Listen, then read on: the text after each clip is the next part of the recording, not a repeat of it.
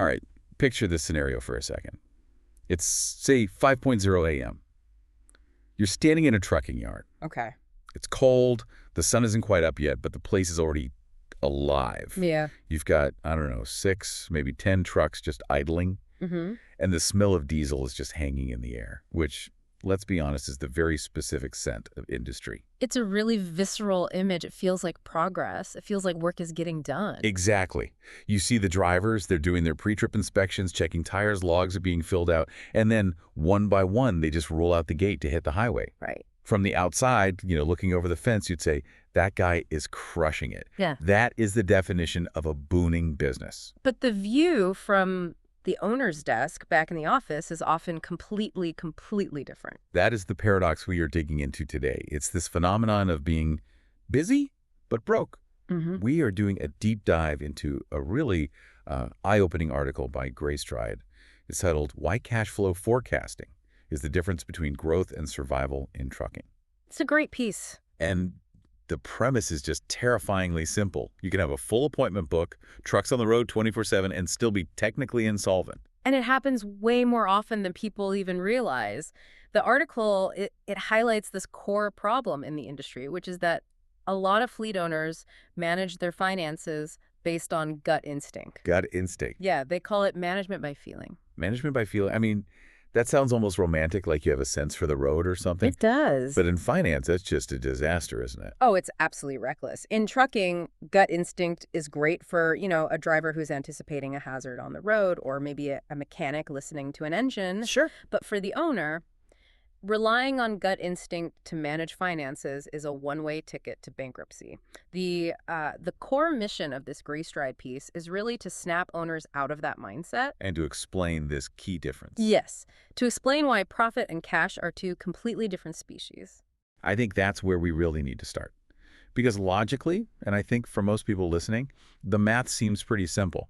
If I buy a widget for $1 and I sell it for $2, I've made a profit. Right. I'm successful. Why does the article say this is a trap? Because that dollar of profit is, well, it's theoretical until it actually hits your bank account. Oh? This is what the article calls the profit on paper trap.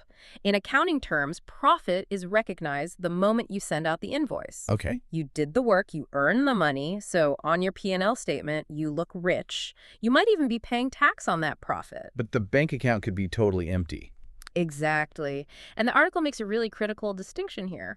Profit is like food. You need it to grow over the long term. But cash is oxygen. Okay, that's a good way to put it. If you run out of cash, you don't starve in a month, you die in minutes. That is a stark analogy. So cash flow forecasting isn't just bookkeeping. No. It's managing your oxygen supply. Precisely. And here's where it gets really interesting, specifically for the trucking industry. Just think about the timing mismatch. Okay.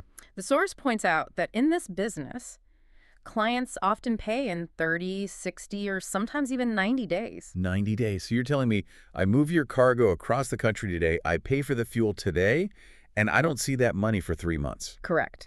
Now, contrast that with the expenses the article lists. Fuel. Weekly, I'd imagine. That's usually paid weekly, yeah, or sometimes instantly at the pump. Drivers, they expect their wages on time, every single time. You can't tell a driver, hey, I'll pay you in 90 days when the client pays me. That conversation would not go well at all. Not at all. And then you have tires, repairs, breakdowns. Those costs are immediate. So you have this massive gap. Right. You have cash flowing out instantly and constantly, but the cash flowing in is on this massive delay. So you could literally look at your books and say, wow, I made a huge profit this month, but actually have $0 to put diesel in the trucks tomorrow. That is the reality check.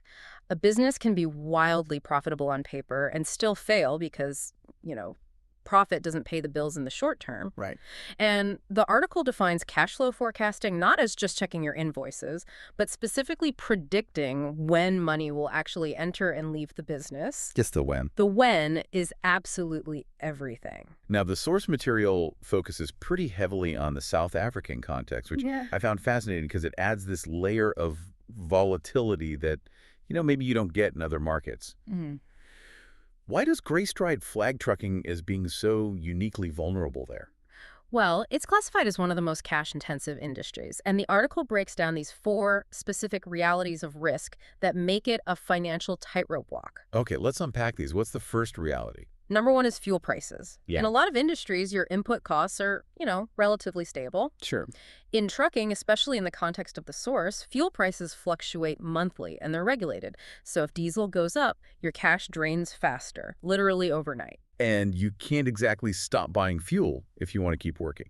Plus, I imagine there's a lag in passing that cost onto your customer. Exactly right. Even if your contract has a fuel adjustment clause, you usually pay the higher price today, but you don't get to bill the higher rate until next month's invoice. So you're floating the difference. You float that difference that burns cash. Okay, what's reality number 2? Maintenance, but specifically unexpected maintenance. Breakdowns never make an appointment. No, They just arrive. An engine blows, a transmission fails. That is a huge cash outflow that you did not plan for. And it's not like you could defer it. A broken truck earns 0. Right, and this is the nuance the article really highlights. It's a double hit. You have the cash outflow to fix the truck, plus the stoppage of all revenue while it just sits there. Right, but your other costs. So it's your fixed costs, insurance, truck payments, office staff. They keep ticking away. Ouch. Okay, number 3. Payment terms. We touched on this, but often these terms are dictated by large customers. If you're a smaller fleet dealing with a huge retailer or a mining house, You don't have much leverage. you have very little leverage to demand payment in 7 days. You take the 60-day term because you need that contract. So you're basically financing your customer's business for 2 months. In a way, yes, you really are. And that leads directly to the 4th reality, the ripple effect. The ripple effect. Yeah, the article explains that because margins can be so tight and cash is so fluid, a single delayed payment, just one client paying a little bit late, can affect the entire fleet's ability to operate. So if big client A pays a week late, suddenly you can't fuel the trucks for client B and client C. And that is the difference between chasing cash and controlling it. The source describes the status quo for many owners as being reactive. Constantly putting out fires. Constantly. Oh no, this bill is due. Who paid us? Nobody. Okay, what do we do? It's just incredibly high stress. It sounds absolutely exhausting. It sounds like you're running on a treadmill that's going just a little bit too fast for you. Which brings us to what is maybe the most counterintuitive finding in the whole text. Okay. You would think that as a business gets bigger, it gets safer, right? More trucks, more revenue, more stability. That's the standard logic. Too big to fail. If I have 50 trucks, I'm safer than if I have 5. The article argues the complete opposite. It says many trucking businesses fail after they grow, not before. Wait, hold on. They failed because they grew. That just stops you in your tracks. How does that even work? Okay, so let's look at the mechanics of failure here, because this is really crucial to understand. Yeah. Let's say you win a big new contract. You decide to add 5 new trucks to your fleet. Yeah. Great news, right? Champagne time. Put the champagne away. Day 1, you need to insure those trucks. You need to put drivers in the seats, maybe pay recruitment fees or even advances. You need to fill all the tanks. Your massive cash outflow immediately. Massive. And then the trucks run for 30 days. You're paying for fuel every few days. You're paying tolls. You're paying for blown tires. All the variable costs. Right. At the end of the month, you send an invoice for all that work. It's a huge invoice, looks beautiful on paper. But the payment terms are 60 days. So now you have carried all the operating costs for month 1. Now you enter month 2. You have to find cash for another month of fuel and wages. And you still haven't seen a single cent from month 1. I can see where this is going. You enter month 3. You are now carrying 3 months of operating costs for 5 heavy-duty vehicles, plus your original fleet. If you didn't have a massive pile of cash just sitting in the bank before you started... You run out of money in month 2, you default on fuel, the supplier cuts you off, the trucks stop, and the contract is canceled for non-performance. Exactly. You are bankrupt. And the really tragic part, you were profitable that whole time. Wow. The source phrases it beautifully. Growth can quietly drain cash faster than the business can replace it. That is wild. You could literally drive your business off a cliff by being too successful at getting new work. It's like the business consumes itself. It's called overtrading.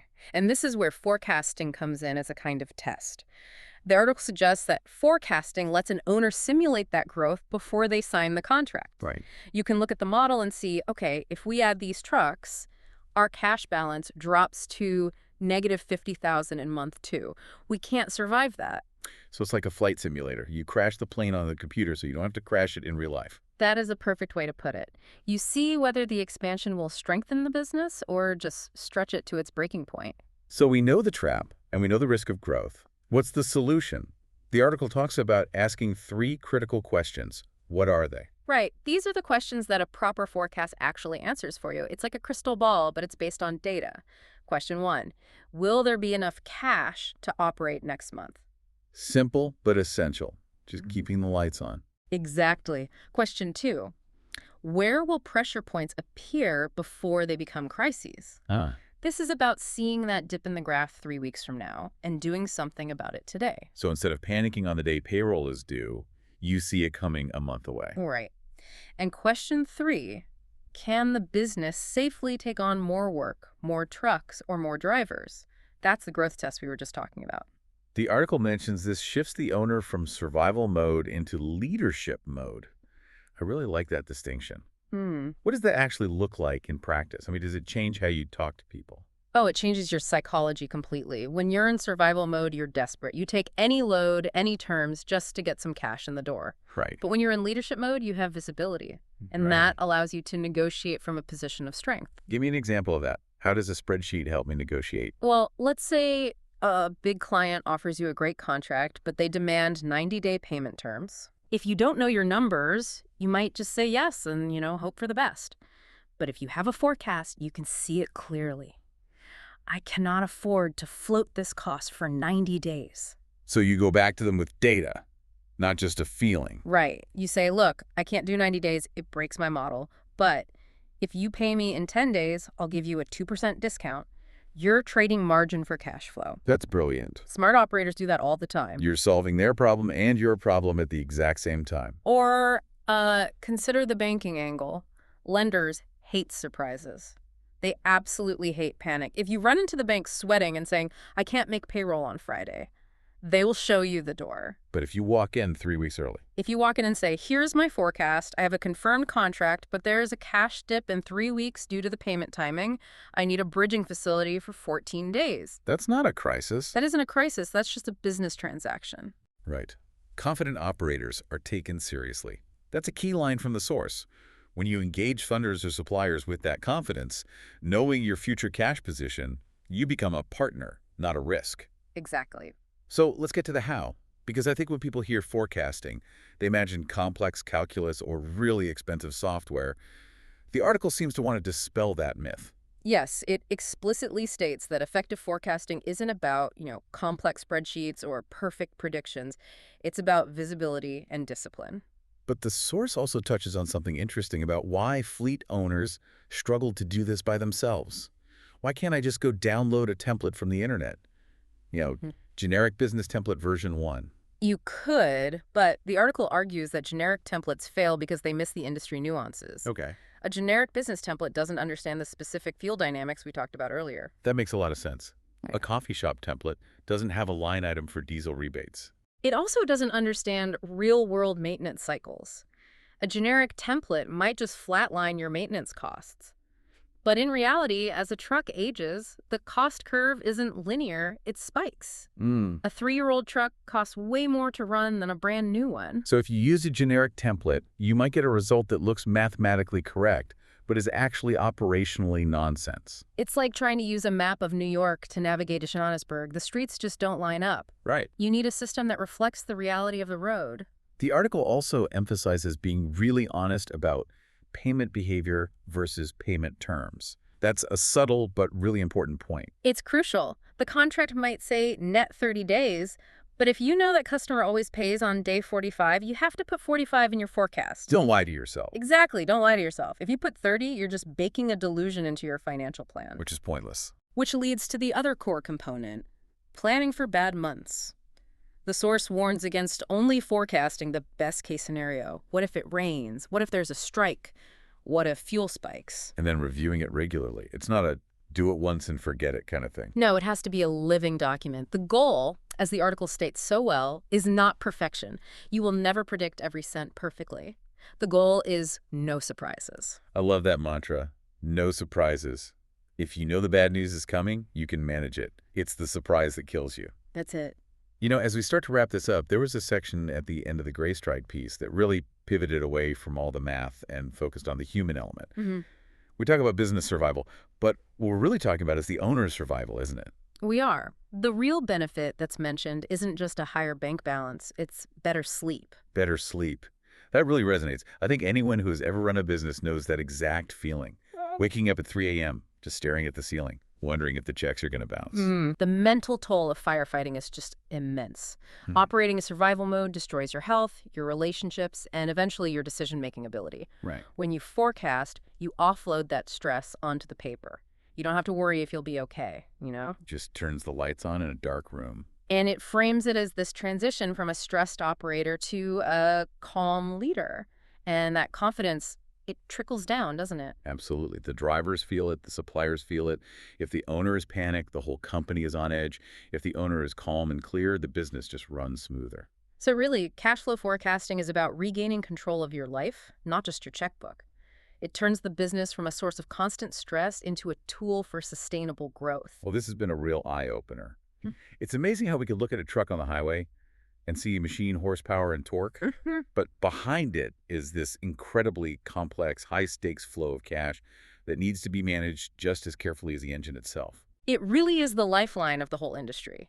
The most important tool in the trucking yard might just be the spreadsheet back in the office. So here's a final thought for you to chew on as you go about your day.